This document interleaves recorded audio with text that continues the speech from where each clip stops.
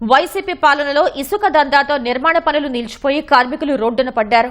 5 ఏళ్ల పాటు పనులు లేక నిర్మాణ పనులు నిలిచిపోయి భవన నిర్మాణ కార్మికులు తీవ్ర ఇబ్బందులు ఎదుర్కొన్నారు. 3 రాజధానులు 3 ముక్కలాటతో అమరావతి పనులు సైతం నిలిచిపోవడంతో కార్మికులకు పూట గడవడం కూడా కష్టమైంది. కూటమి ప్రభుత్వం రాకతో మళ్లీ రాజధాని పనులు పరుగులు పెట్టడంతో పాటు నిర్మాణ పనులు సాగుతూ ఉండటంతో తమకు చేతి నిండా పని దొరుకుతుందని కార్మికులు ఆనందం వ్యక్తం చేస్తున్నారు.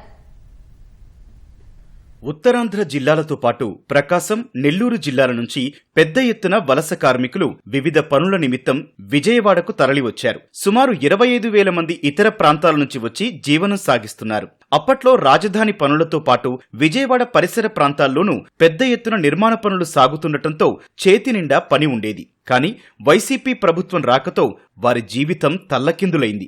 ఉచిత ఇసుక విధానానికి స్వస్తి పలకడంతో పాటు స్థానికంగా ఇసుక దొరికే పరిస్థితులు లేకపోవడంతో 5 ఏళ్ల పాటు నిర్మాణ పనులు నిలిచిపోయి కార్మికులకు పని లేకుండా పోయింది. బతుకు తెరువు కోసం చాలా మంది ఇతర రాష్ట్రాలకు తరలిపోయారు.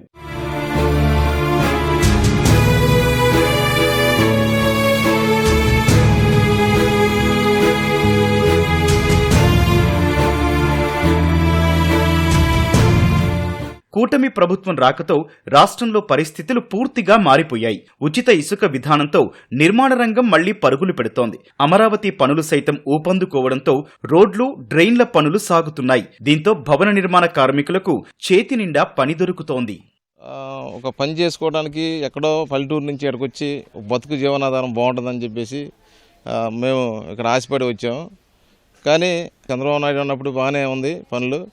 కానీ వైసీపీ ప్రభుత్వం ఉన్నప్పుడు పూర్తిగా పనులు లేకపోవడం, అసలు ఉపాధి లేకపోవడం, ఒక పక్కన నిత్యావసర ధరలు పెరిగి తినడానికి తిండి లేక, ఇంటి అద్దెలు కట్టలేక, మేము పనులు లేక చాలా ఇబ్బందికరమైన పరిస్థితిలో ఉన్నాం. మళ్ళీ ఎన్నికల తర్వాత ఈ 2025లో మళ్ళీ కూటమి ప్రభుత్వం వచ్చింది. మేము ఆశాజనకంగా ఉన్నాం. అయితే పనులు అయితే అరకొరగా ఉన్నాయి. కానీ వలస కార్మికులకి కనీసం ఉపాధి కల్పించాలి, పని కల్పించాలి. ఇక్కడ 20 సంవత్సరాలు పెట్టి ఉంటున్నాం. పనులు అయితే పర్వాలేదండి, బాగానే ఉన్నాయి. ఇంకా రాజధాని పెరిగితే మాకు కూడా పని ఎక్కువ ఉపాధి కనిపిస్తుందని అనుకుంటున్నామండి. ఇప్పటికైతే కొద్దిగా పర్వాలేదండి.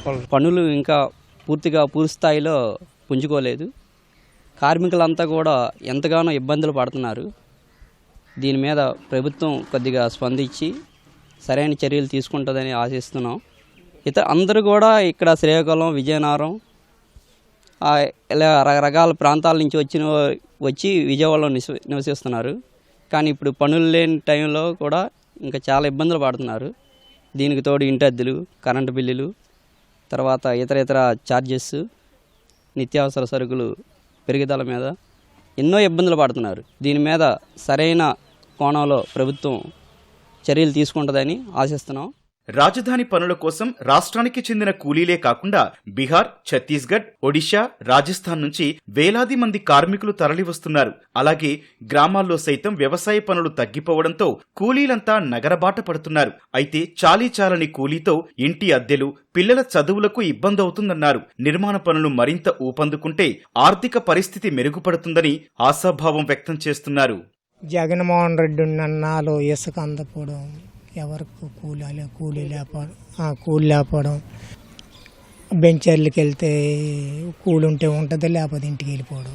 ఇప్పుడు కొత్త ప్రభుత్వం వచ్చింది, అలాగా అందుకుంటుంది. అమరావతి పనులు స్టార్ట్ అయితేనే వర్క్ బాగుంటుంది, వస్తుంది. ప్రభుత్వం టీడీపీ ప్రభుత్వం కంపల్సరీగా స్టార్ట్ అయితే మాకు దాపివాడికి ప్రతి ఓడికి కూడు నిండిద్ది. పనులు వస్తాయని ఆశిస్తాం. వస్తే కాంట్రాక్టర్లు కూడా వాళ్ళు కూడా మాకు కూడా కొద్దిగా న్యాయం చేస్తారు వస్తే స్టార్ట్ అయ్యింది. 5 సంవత్సరాలు ఆర్థికంగా ఇబ్బంది పడ్డాము. ఇప్పుడు మరి ప్రభుత్వం మారింది కాబట్టి ఇప్పుడు ఎలా ఉంటుందో చూడాలి. పనులు అయితే పెద్దగా మూవ్మెంట్ ఏం లేదు. ఇక ఏమో రాబోయే రోజుల్లో ఎలా ఉంటుందో చూడాలి. కూటమి ప్రభుత్వం తమను వలస కార్మికులుగా గుర్తించి గుర్తింపు కార్డులు ఇవ్వడంతో పాటు తమకు ఉండటానికి ఇళ్లు నిర్మించిస్తే ఎంతో మేలు జరుగుతుందని వలస కార్మికులు కోరుతున్నారు.